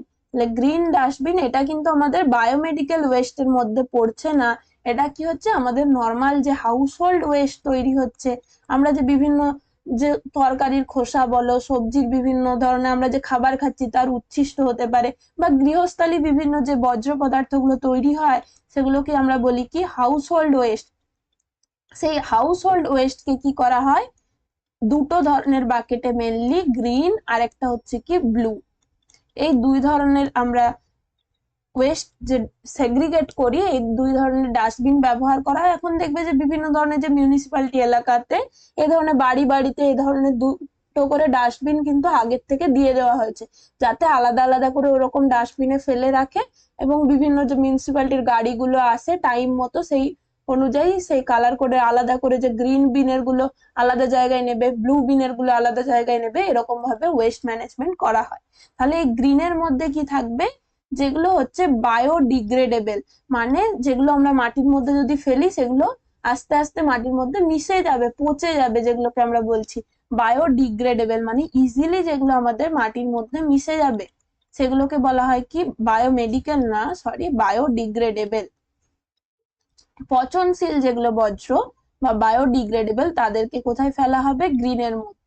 আর যেগুলো ধরো কোনো ধরনের প্লাস্টিক ওয়েস্ট, নন বায়োডিগ্রেডেবল, প্লাস্টিককে যদি আমরা 20 বছর 30 বছরও মাটির মধ্যে থাকে সেটা কিন্তু মিশবে না। কিছু ধরনের এখন দেখবেন নতুন ধরনের কিছু প্লাস্টিক এসছে, যেগুলো হচ্ছে বায়োডিগ্রেডেবল প্লাস্টিক বলা হয়, কিন্তু বেশিরভাগ যে আমরা প্লাস্টিক ইউজ করছি সেই প্লাস্টিক গুলো নন বায়োডিগ্রেডেবল, কখনোই মাটির মধ্যে মেশে না। তাহলে তাদেরকে আলাদাভাবে আমরা সেগ্রিগেট করব কোথায়, ব্লু বিনের মধ্যে। তাহলে এখানে কি হয়ে যাবে, সবুজ বলেছে, সবুজের মধ্যে কি ফেলবো আমরা, জৈব বর্জ্য বা যেগুলোকে বলছি পচনশীল বর্জ্য বা বায়োডিগ্রেডেবল। আর প্লাস্টিক ওয়েস্ট বললে তখন আমরা, এটা যদি প্লাস্টিক ওয়েস্ট আমাদের বায়োমেডিক্যাল ওয়েস্ট এর ক্ষেত্রে বলে তখন কোথায় ফেলছিলাম, রেডে, কিন্তু যখন গৃহস্থালী বর্জ্য বলবে তখন সেটা কোথায় যাবে, ব্লুতে। এটা কিন্তু মনে রাখবে, প্লাস্টিক ওয়েস্ট মানে যে সেটা বায়োমেডিক্যাল ওয়েস্ট বলছে না, আমাদের গৃহস্থালী বর্জ্য বলছে, তার উপর কিন্তু অ্যান্সারটা চেঞ্জ হবে। নেক্সট কি বলেছে, যে ওআরএস প্রিভেন্টস। ওআরএস আমরা কখন দিই, সবাই দেখবে যে ডায়রিয়া হলে সবাইকে কি বলা হয়, যে ওআরএস এর প্যাকেট গুলো পাওয়া যায় বিভিন্ন 15 টাকা 20 টাকার, দেখবে ওষুধের দোকানে ওআরএস এর প্যাকেট গুলো পাওয়া যায়, সেগুলোকে কি বলা হয়, যে 1 লিটার জলের মধ্যে গুলে খাওয়ার জন্য। তাহলে ওআরএস কি করে, এই যে আমাদের বডিতে ডায়রিয়ার জন্য, ভমিটিং এর জন্য, মানে অতিরিক্ত কেউ যদি বমি করে তখন তার শরীরে কি হয়, ডিহাইড্রেশন তৈরি হয়, সেই ডিহাইড্রেশনকে প্রতিরোধ করে কে, ওরাল রিহাইড্রেশন সলিউশন। এর নাম কি, ওরাল রিহাইড্রেশন সলিউশন। আবার শরীরের মধ্যে যে জলের কমতিটা হচ্ছিল সেটাকে আবার পুরো পূরণ করবে, রিহাইড্রেট করছে, রিহাইড্রেশন সলিউশন। নেক্সট কোশ্চেন দেখি আমরা 33 নাম্বার কোশ্চেন কি বলেছে, প্রফেশনাল এথিক্স থেকে কোশ্চেন দেখো, খুব গুরুত্বপূর্ণ, যে পেশাগত নীতি সবচেয়ে গুরুত্বপূর্ণ কোনটি। তাহলে প্রফেশনাল এথিক্স মানে যারা হচ্ছে ধরো নার্সিং প্রফেশনাল বা বিভিন্ন ধরনের তোমরা যারা অ্যালাইড হেলথ সায়েন্সের কোর্স গুলোতে পড়বে, তাহলে যেটা বিভিন্ন ধরনের হেলথ কেয়ার প্রফেশনের সঙ্গে রিলেটেড, আমরা সেই রিলেটেড কথা বলছি এখানে। তাহলে যারা হেলথ কেয়ার প্রফেশনের সঙ্গে রিলেটেড, সেই প্রফেশনালদের কোন ধরনের পেশাগত নীতি মেনে চলতে হবে বা প্রফেশনাল এথিক্স মেনে চলতে হবে। কোনটা হবে সব থেকে গুরুত্বপূর্ণ, কোনটা? অনেস্টি বা সততার সঙ্গে কাজ করতে হবে। একজন নার্স ধরো হসপিটালে কাজ করছে, তাহলে তার মধ্যে কোন কোন গুণগুলো থাকতে হবে? অবশ্যই তার মধ্যে কি থাকতে হবে? অনেস্টি থাকতে হবে। সবার প্রথম এবং গুরুত্বপূর্ণ একটা যদি নীতি বলে অনেস্টি হবে, তারপর হবে কি ডিসিপ্লিন হবে, আর কি হবে? ডিসিপ্লিন বা টাইম মেনটেন করছে। তারপরে হচ্ছে কি বিভিন্ন ধরনের যে কারোর সাথে পেশেন্টের সাথে ভালোভাবে বিহেভ করছে, ঠিকঠাক ভাবে কমিউনিকেট করছে। তারপরে হচ্ছে কি গুড কমিউনিকেশন হতে হবে। এই সমস্ত গুলো মনে রাখবে।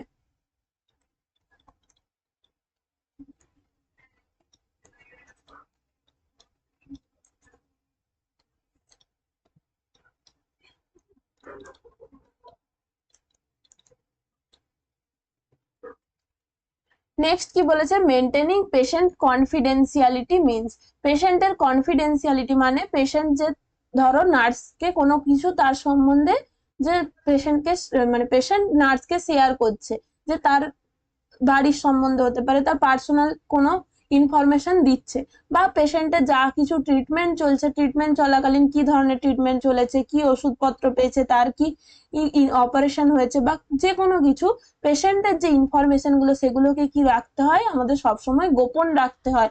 যে কেউ চাইলেই আমরা পেশেন্টের ইনফরমেশন কাউকে দিতে পারি না। তাহলে তাকে কি বলা হয়? কনফিডেন্সিয়ালিটি বা গোপনীয়তা বজায় রাখা। তাহলে এটাকে কি বলা হচ্ছে? শেয়ারিং পেশেন্ট ডিটেলস পাবলিকলি এটা করা যাবে না। কিপিং পেশেন্ট ইনফরমেশন মানে পেশেন্ট যদি যে কোনো কিছু ইনফরমেশন দিচ্ছে বা পেশেন্টের ট্রিটমেন্ট রিলেটেড যে কোনো কিছু হতে পারে, হসপিটালে ভর্তি থাকাকালীন পেশেন্টের যে কোনো কিছু ধরনের পেশেন্ট রিলেটেড যা কিছু ইনফরমেশনকে কি রাখতে হবে? কনফিডেন্সিয়াল রাখতে হবে। নেক্সট কি বলেছে? Informed consent is necessary before. তাহলে কখন আমাদেরকে ইনফর্মড কনসেন্ট নিতে হবে? ইনফর্মড কনসেন্ট মানে কি?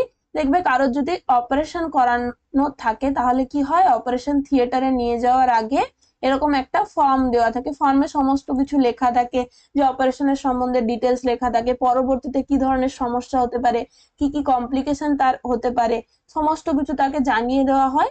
দিয়ে হয় পেশেন্ট বা তার যে কোনো ফ্যামিলি মেম্বার্সকে কি বলা হয়? এখানে সাইন করার জন্য। তাহলে সেটাকে বলা হয় কি? Informed consent.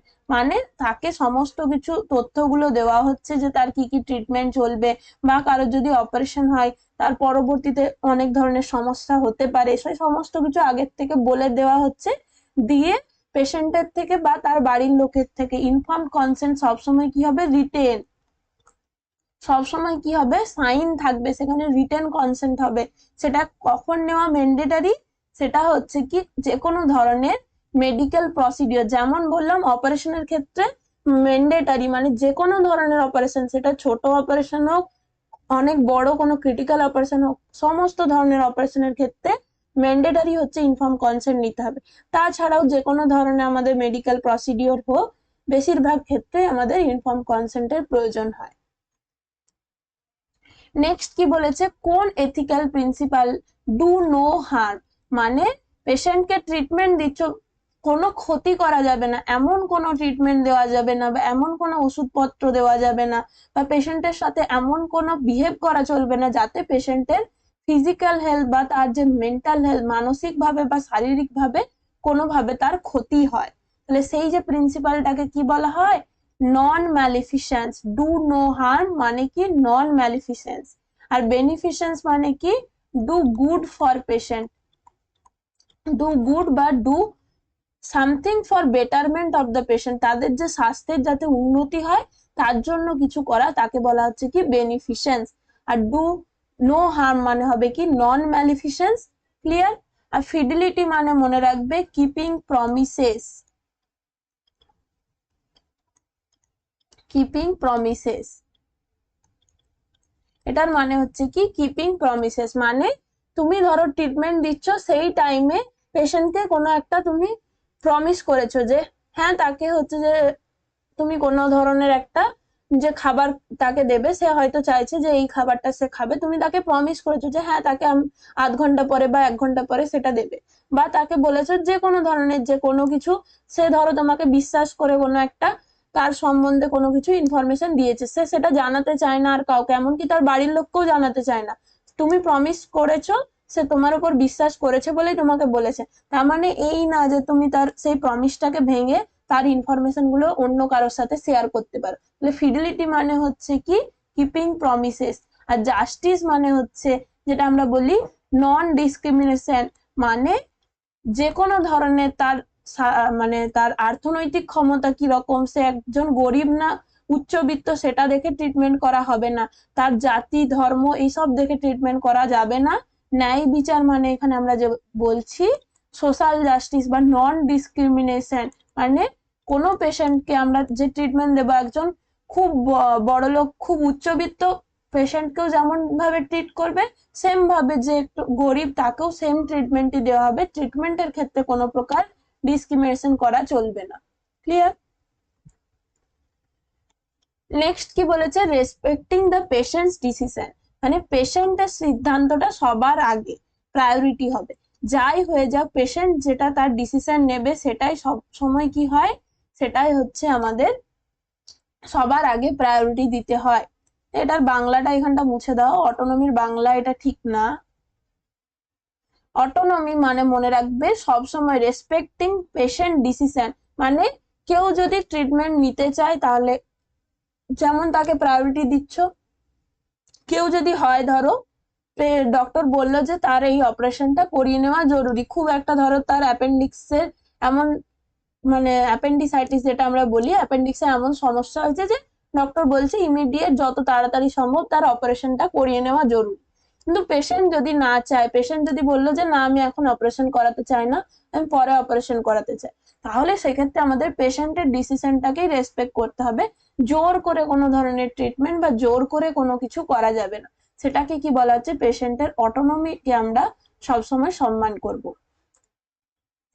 নেক্সট কি বলেছে, professional negligence in health care is termed as, স্বাস্থ্য ক্ষেত্রে পেশাগত অবহেলাকে কি বলে, পেশাগত অবহেলাকে মানে কারোর ভুলভাল ভাবে ইনজেকশন দেওয়া হচ্ছে, মানে তার হচ্ছে আইএম ইনজেকশন দেওয়ার কথা ছিল, তার ধরো হচ্ছে ইন্ট্রামাস্কুলার বা যেটা আমরা বলছি মাংসের মধ্যে যে আমরা ইনজেকশন দিচ্ছি, সেই ইনজেকশনটা তো ভুলভাল ভাবে যে কোনো জায়গায় মানে যে পার্টিকুলার যে সাইটে দেওয়ার কথা সেই জায়গায় দিল না, বা ঠিকঠাক ভাবে ইনজেকশনটা দিল না, টাইম মতো দিল না, মানে তার যতটা পরিমাণে ওষুধটা পাওয়ার কথা ছিল হয়তো তাকে তার হাফ ডোজ দিয়ে দেওয়া হলো, কারোর প্যারাসিটামল ধরো 1 গ্রাম পাওয়ার কথা, তুমি তাকে ভুল করে হচ্ছে বা মানে দায়সারা ভাবে তাকে তুমি একটা 500 ওষুধ দিয়ে দিলে, 500 mg একটা ওষুধ দিয়ে দিলে, বা এই ধরনের যে যে ত্রুটিগুলো বলতে পারি, বা অনেক সময় হচ্ছে কি যে ভুল করে হতে পারে, মিস্টেকেনলি হতে পারে, বা অনেক সময় ইন্টেনশনালি হতে পারে, যা কিছুই হোক না কেন হেলথ কেয়ার ফ্যাসিলিটিসে এই ধরনের নেগলিজেন্স কিন্তু একদমই চলে না, কারণ হেলথ কেয়ার যারা প্রফেশনাল তারা কাদের নিয়ে ডিল করছে, ডিরেক্টলি হেলথ কেয়ার প্রফেশনালরা সবসময় যে সাধারণ মানুষকে ডিল করছে, হিউম্যান বিংস এর সাথে ডিল করছে, তাহলে কখনোই সামান্যতম নেগলিজেন্সও অনেক বড় ক্ষতি হতে পারে, এটা মানুষ মারা যেতে পারে সেই ভুল ট্রিটমেন্টের জন্য, তাহলে তাকে কি বলা হবে, ভুল চিকিৎসা বা ম্যাল প্র্যাকটিস।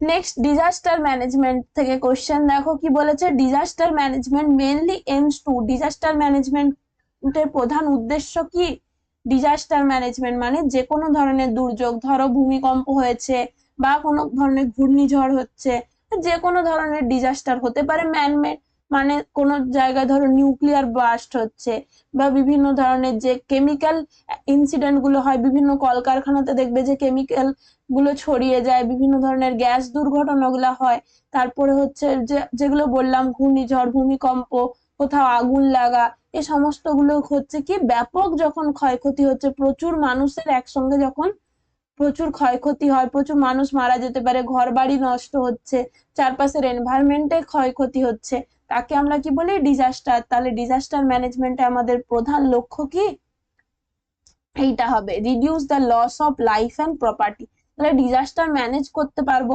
যখন বলবো কি যে খুব ভালোভাবে ডিজাস্টারকে আমরা ম্যানেজ করতে পেরেছি, তখন বলা হবে কি যে অনেক কম মানুষ মারা গেছে বা অনেক কম ক্ষয়ক্ষতি হয়েছে। তাহলে যতটা সম্ভব চেষ্টা করা হয় কি রিডিউস করা, যতটা পরিমাণে ক্ষয়ক্ষতির পরিমাণটাকে কমানো। নেক্সট কি বলেছে, আর্থকোয়েক ইজ এ, ভূমিকম্প কি সেটা হচ্ছে ন্যাচারাল ডিজাস্টার না ম্যানমেড ডিজাস্টার? সেটা তো ন্যাচারাল ডিজাস্টার, সেটা কখনোই ম্যানমেড হতে পারে না। ভূমিকম্প কখন হবে কেউ বলতে পারে না। এই যে এখন তোমরা বসে ক্লাস করছো, হয়তো তার 1 মিনিটের মধ্যে যে ভূমিকম্প হতে পারে না কেউ বলতে পারবে না। তাহলে এটা ম্যানমেড কোনোভাবেই নয়, প্রাকৃতিক ডিজাস্টার, এবং এটা কোনোভাবেই আগের থেকে এর আগাম পূর্বাভাস পাওয়াও পসিবল না। নেক্সট দেখো কি বলেছে, এটাও খুব ইম্পর্টেন্ট টপিক একটা। ডিজাস্টার ম্যানেজমেন্ট বলো, ফার্স্ট এড বলো, ট্রায়াজ কিন্তু একটা খুব গুরুত্বপূর্ণ টপিক। তাহলে ট্রায়াজিং এর মাধ্যমে কি করা হয়? ট্রায়াজিং এর মাধ্যমে এই যে ধরো ডিজাস্টার হচ্ছে, যখন একসঙ্গে প্রচুর মানুষের আক্রান্ত হচ্ছে, কারোর হচ্ছে ধরো হাত পা ভেঙে গেছে, প্রচুর ধরনের ইনজুরি হচ্ছে, একই সঙ্গে যখন অনেকে আহত হচ্ছে, তখন কি করা হয়? সেই মাস ক্যাজুয়ালিটি বলা হয় তাদেরকে। একসঙ্গে যখন অনেক জন আহত হয় তাদেরকে কি বলা হয়? মাস ক্যাজুয়ালিটি। তাদেরকে কি বলা হয়? মাস ক্যাজুয়ালিটি।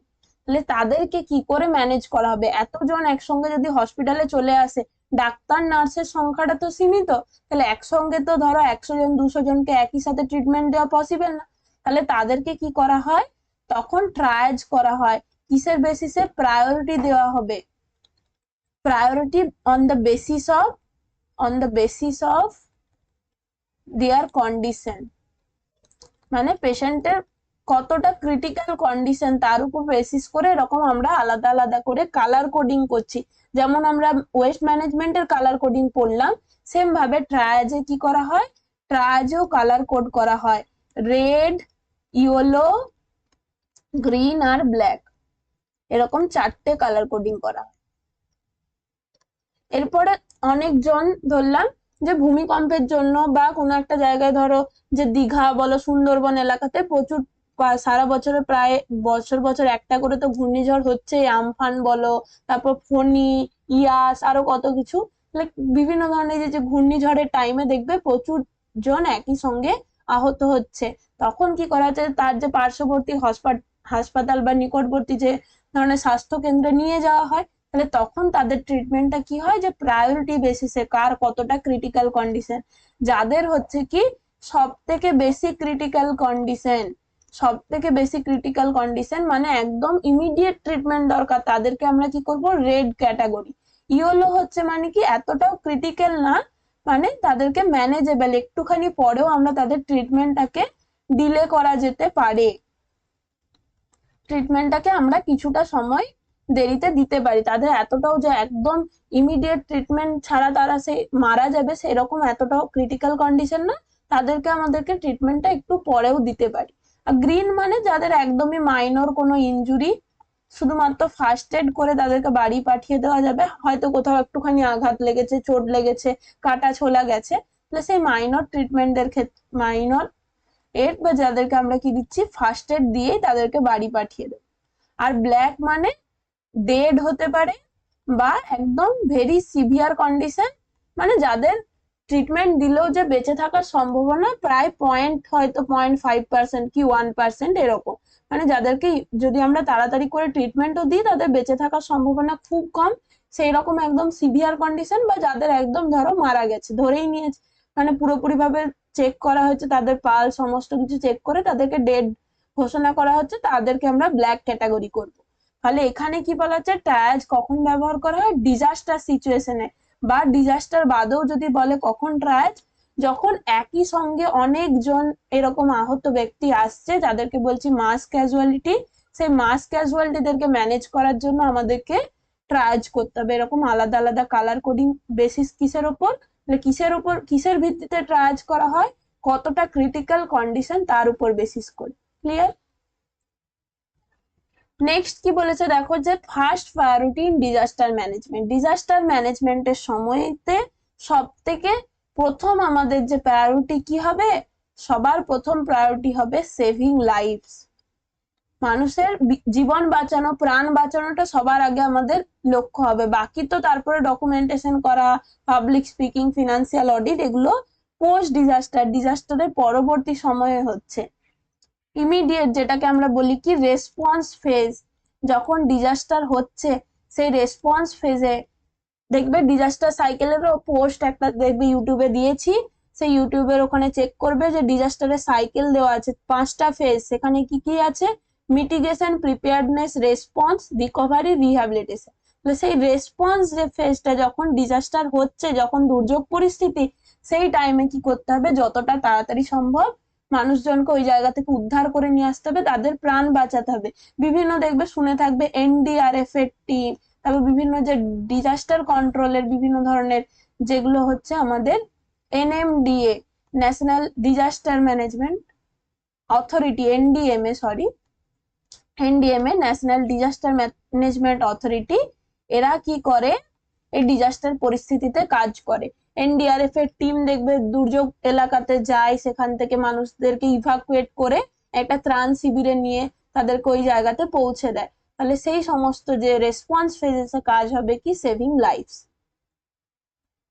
নেক্সট কি বলেছে দেখো, যে fire extinguisher used for electrical fire is, মানে কোনো জায়গায় ইলেকট্রিক্যাল ধরো শর্ট সার্কিটের জন্য হতে পারে, বা হতে পারে বিভিন্ন ধরনের দেখবে যে কোনো জায়গাতে ধরো গ্যাস সিলিন্ডার ব্লাস্ট করে আগুন লাগলো, কিন্তু আলটিমেটলি ওই জায়গাতে প্রচুর যে ইলেকট্রিক্যাল লাইন্স গুলো সেখান থেকে আগুনটা ছড়িয়ে যাচ্ছে। যে কোনো ধরনের ইলেকট্রিক্যাল ফায়ার বলুক বা যে কোনো জায়গায় আমরা যে ফায়ার এক্সটিংগুইশার দেখবে বিভিন্ন জায়গায় যে রেড কালারের সিলিন্ডার গুলো থাকে, তার মধ্যে আলটিমেটলি কি থাকে, তার মধ্যে হচ্ছে কার্বন ডাই অক্সাইড গ্যাসটা ভরা থাকে। সেই carbon die oxide CO2 extinguisher কি করে আমাদের ফায়ার এক্সটিংগুইশারে ইউজ হয়। CO2 carbon die oxide gas যখনই দেওয়া হবে তখন ওই আগুনটা নিভে যায়। তাহলে বিভিন্ন ধরনের দেখবে যে এক্সটিংগুইশার, ফায়ার এক্সটিংগুইশারের সিলিন্ডার গুলো থাকে, তার মধ্যে কি থাকে, তার মধ্যেই CO2 গ্যাসটা ভরা থাকে।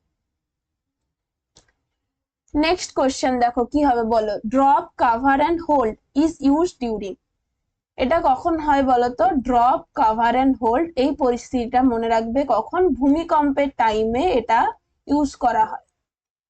ভূমিকম্পের সাথে important drop, cover and hold. তাহলে ভূমিকম্পের সময় কি বলা হয়, ধরো উঁচু বিল্ডিং এ কেউ ধরো বাইরে বেরিয়ে আসতে পারছে না, তখন কি বলা হয় যে শক্ত কোনো যেগুলো কাঠের আসবাবপত্র বলা হোক বা বিভিন্ন এই ধরনের যেগুলো ধরো খাট বলা হোক বা কোনো কাঠের টেবিলের যেটা শক্ত যে আসবাবপত্র, তার নিচে আশ্রয় নেওয়ার জন্য, সেই জন্য বলা হচ্ছে আর্থকোয়েকের সাথে যে ড্রপ, কাভার অ্যান্ড হোল্ড এই তিনটে টার্ম মনে রাখবে, কার সাথে রিলেটেড, ভূমিকম্প।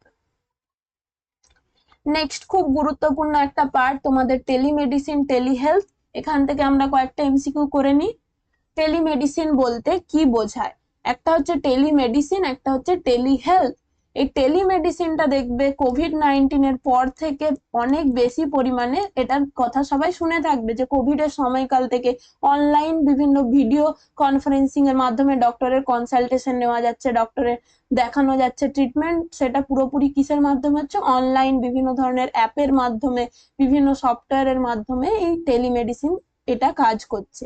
এই টেলিমেডিসিন কি করা হচ্ছে, টেলিমেডিসিন মানে হচ্ছে health care using the telecommunication technology বা আইটি টেকনোলজি, যেটাকে আমরা বলি কি information technology, information and communication, সেই আইটি টেকনোলজিকে ইউজ করে হচ্ছে। বিভিন্ন ধরনের যে অ্যাপ গুলো, একটা মনে রাখবে ই সঞ্জীবনী বলে একটা অ্যাপ, যেটা গভর্নমেন্ট অফ ইন্ডিয়ার তরফ থেকে, ই সঞ্জীবনী। এই ই সঞ্জীবনী অ্যাপটার থ্রুতে কি হয়, গভর্নমেন্টের অ্যাপ, এটার মাধ্যমে বিভিন্ন যে ডক্টরের সাথে অনলাইন কনসালটেশন করা যায়। তার সাথে সাথে হচ্ছে কি আরেকটা যদি প্রাইভেট বলো, বিভিন্ন অ্যাপের মাধ্যমে, প্রেক্টো একটা অ্যাপ আছে, উদাহরণ কয়েকটা মনে রাখবে। তাহলে টেলিমেডিসিনের মাধ্যমে কি হয়, ডক্টর ধরো অনেক দূরে কোনো একটা হসপিটালে 300 কিলোমিটার 500 কিলোমিটার দূরে, সেখান থেকে পেশেন্টকে দেখছে, পেশেন্ট কিসের মাধ্যমে, ভিডিও কনফারেন্সিং এর মাধ্যমে। এই যে অনলাইন ক্লাস ধরো জুম মিটিংস এ যেরকম হচ্ছে, সেরকম পেশেন্ট এক পাশে তার বাড়িতে হয়তো কোনো একটা রিমোট এলাকায় আছে, ডক্টর অন্য জায়গায় আছে, সেখান থেকে পেশেন্টের কি সমস্যা সেইগুলো শুনে সেই অনুযায়ী ট্রিটমেন্ট দেবে। নেক্সট কি বলছে, টেলি হেলথ। তাহলে টেলি মেডিসিন এই টেলি হেলথের মধ্যেই ইনক্লুডেড, মানে টেলি হেলথ অনেক বড় একটা ব্রডার কনসেপ্ট বলতে পারি। টেলি হেলথের মধ্যে কি সমস্ত কিছু আছে, অনলাইন কনসালটেশন আছে, বিভিন্ন ধরনের দেখবে যে হেলথ কেয়ার রিলেটেড যে হেলথ এডুকেশন গুলো দেখবে এখন ইউটিউবের মাধ্যমে, বিভিন্ন হেলথ কেয়ারের অ্যাপের মাধ্যমে কি করা হয়, বিভিন্ন ধরনের ডক্টরস সেই হেলথ রিলেটেড যে হেলথ টক গুলো বলো বা হেলথ এডুকেশন সাধারণ মানুষকে নলেজ দিচ্ছে। তাহলে তারা কি করা যায়, এটার মাধ্যমে কি হবে, হেলথ কেয়ার এডুকেশন দেওয়া যাচ্ছে বিভিন্ন, যেগুলো বললাম যে অ্যাপের মাধ্যমে বা ইউটিউবের মাধ্যমে অনলাইন বেস যে হেলথ এডুকেশন গুলো দেওয়া যায়, সেটা আমাদের কিসের পার্ট, টেলি হেলথের পার্ট। মনিটরিং মানে পেশেন্ট হয়তো অনেক দূরে আছে, সেই অনলাইনের মাধ্যমে পেশেন্টের সমস্ত কিছু, তার যে ব্লাড প্রেসার তার রেগুলার মনিটরিং হচ্ছে, তার ব্লাড সুগার রেগুলার মনিটরিং হচ্ছে, সেটার ডেটাটা পৌঁছে যাচ্ছে কোথায়, সেই ডক্টরের কাছে যে দূরের থেকে মনিটরিং করছে, সে সমস্ত কিছু। তার সাথে সাথে কি বললাম, টেলিমেডিসিনও কিন্তু টেলি হেলথের মধ্যেই ইনক্লুডেড। ক্লিয়ার? তাহলে টেলিমেডিসিন, হেলথ এডুকেশন, অনলাইন হেলথের যেগুলো আমরা বলছি কি বিভিন্ন ধরনের যে হেলথ অ্যাওয়ারনেস বলা হোক বা হেলথ ক্যাম্পেইনস গুলো, হেলথ মনিটরিং, সমস্ত কিছু কি হবে, টেলি হেলথের মধ্যে ইনক্লুডেড। ক্লিয়ার? নেক্সট দেখো কি বলেছে, one major advantage of telemedicine. টেলিমেডিসিনের অ্যাডভান্টেজ কোথায়? টেলিমেডিসিনের মাধ্যমে কি হয়, better access to remote health care, তাই না? এটাই হবে better access to remote health care. ধরলাম কোনো একটা খুব দূরে একটা পাহাড়ি এলাকায় কোনো একটা ব্যক্তি, তার হচ্ছে কোনো একটা সমস্যা, সে ট্রিটমেন্ট করাতে চায়, ডক্টর হয়তো আছে কলকাতায়, বা ধরো তার চেয়েও দূরে, ধরো ব্যাঙ্গালোর বা অন্য কোনো একটা রাজ্যে, তার থেকে হয়তো কয়েক হাজার কিলোমিটার দূরে আছে। তাহলে সেই রিমোট এলাকাতেও ট্রিটমেন্টটা ভালোভাবে অ্যাক্সেসিবল হচ্ছে, দূরবর্তী এলাকাতেও স্বাস্থ্য পরিষেবাটা দেওয়া যাচ্ছে কিসের মাধ্যমে, টেলিমেডিসিনের মাধ্যমে। ডক্টর তার যে যেরকম পেশেন্ট বুঝলো তার যে সমস্যা, সেই অনুযায়ী অনলাইন প্রেসক্রিপশন করে দিল, সে অনলাইন প্রেসক্রিপশন অনুযায়ী কি করবে, পেশেন্ট সেই ওষুধপত্র সেই ট্রিটমেন্ট গুলো নেবে। তাহলে সবসময় মনে রাখবে, রিমোট এলাকাতে আমরা যে হেলথ কেয়ার ফ্যাসিলিটিস গুলো ভালোভাবে পৌঁছে দিতে পারবো কিসের মাধ্যমে, টেলিমেডিসিনের মাধ্যমে। নেক্সট দেখো কোয়েশ্চেন কি বলেছে, telemedicine became highly important during কখন? এটা অলরেডি বললাম কি, কোভিড-19 প্যান্ডেমিকের সময়ে, যখন দেখবে পেশেন্ট তো ছাড়ো, যে কেউ বাড়ি থেকে বেরোতেই চাইছিল না। কারোর যদি সামান্য সর্দি কাশি এমনি কোনো সমস্যা হয়, সবাই ভাবছিল যে হাসপাতালে গেলেই হয়তো তাকে ভর্তি করে নেবে, তাকে কোভিড বলবে। কিন্তু সেই টাইমেই হচ্ছে কি, অনলাইন অ্যাপের মাধ্যমে যে ডক্টরের কনসালটেশন নেওয়াটা অনেক বেশি পরিমাণে প্রচলিত হয়েছে আমাদের ইন্ডিয়াতে। তার আগের থেকে যদি বলো বাইরের দেশে, যেগুলো আমাদের ওয়েস্টার্ন কান্ট্রিজে, কিন্তু টেলিমেডিসিন অনেকদিন আগের থেকেই প্রচলিত। কিন্তু ইন্ডিয়াতে সব থেকে বেশি গুরুত্বপূর্ণ হয়েছে কখন, কোভিড-19 এর সময়। সবাই কি করছিল, কোনো সমস্যা হলে অনলাইন ডক্টরের কনসালটেশন নিচ্ছিল, হাসপাতালে যাওয়াটাকে পুরোপুরি ভাবে অ্যাভয়েড করছিল। নেক্সট দেখো, আমরা 50 পর্যন্ত কোশ্চেন আজকে করব। 49 কোশ্চেনের অ্যান্সারটা বলো কি হবে, which device is commonly used in telehealth monitoring এর জন্য? কি ইউজ হবে টেলি হেলথ মনিটরিং এর জন্য? কি হবে, অনলাইনে কোন যন্ত্র ব্যবহার করা হচ্ছে?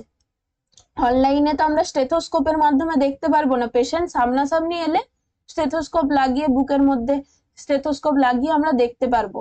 কিন্তু পেশেন্ট যখন অনেক দূরে আছে, অনলাইন অ্যাপের মাধ্যমে, তখন কি হচ্ছে, স্মার্টফোন বলা হোক বা ট্যাব বলুক বা ল্যাপটপ বলুক, বিভিন্ন ধরনের এই যে আমাদের হার্ডওয়্যার গুলো বলতে পারি, এগুলো আমাদের ইউজ হচ্ছে। তার সাথে সাথে বিভিন্ন যেগুলো আমরা বললাম অ্যাপ গুলো, যে ধরনের সফটওয়্যার বা অ্যাপ গুলো, এগুলো আমাদের টেলি হেলথ মনিটরিং এর কাজে লাগছে।